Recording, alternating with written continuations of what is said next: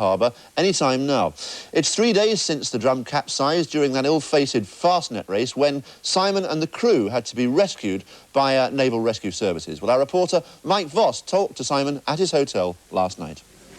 Simon Le Bon has spent the last 2.5 days cooped up in a hotel in Falmouth, along with his girlfriend Yasmin, who has now joined him from London. The hotel has been besieged by teenage fans, and despite all his worries, this Duran superstar hasn't let them down.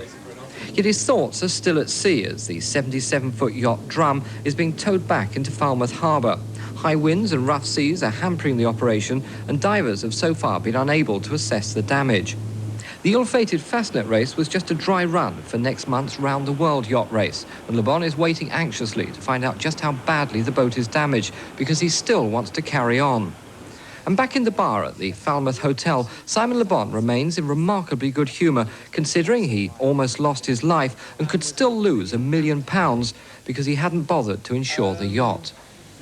The boat wasn't insured. I don't have £1 million headache. I've got my life. That's very important. The boat is also being salvaged at the moment, and we have her now under tow. She's pretty well shored up. We've got her on the way into the port. She should be coming to Falmouth tonight at about 12 o'clock, and we'll go and have a look at her to see what the real damage is. It's a couple of days now since it all happened, but has it really sunk in just how close to death you really were? Yes. It has kind of, I'm just about surfacing now from the shock of it all. I mean, it was a nightmare, an absolute nightmare. And it's very difficult, really, to go through it. I mean, I wake up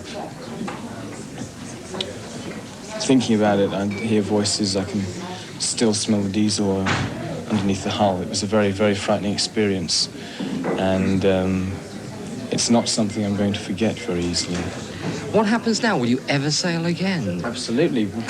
You're kidding. We're working now to get that boat back into port, to get her all fixed up and ready for the round-the-world yacht race, the Whitbread. We've got 7 weeks to do it in. We've got a lot of work on our hands, and we're going for it. Now, I understand you've been quite hurt by reports that you snubbed the man who saved you.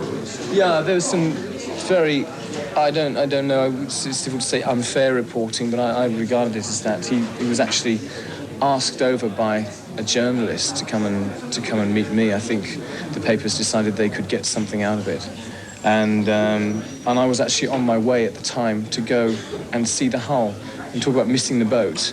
You know, you've heard of, hey, you don't want to miss the boat. Well, this boat could have been sinking, so there was no way I was going to miss the boat. I'm going to meet the guy. I've sent him a little card, but it's all a very personal thing. I mean, it's very difficult. I don't really want to stand there in front of cameras and kind of cheapen, really, what actually happened. I mean, he understands what happened. He knows that we owe him and the rest of the Royal Navy Air Service our lives, and that's something that goes without saying and doesn't need to be plastered all over the newspapers. It's something very personal.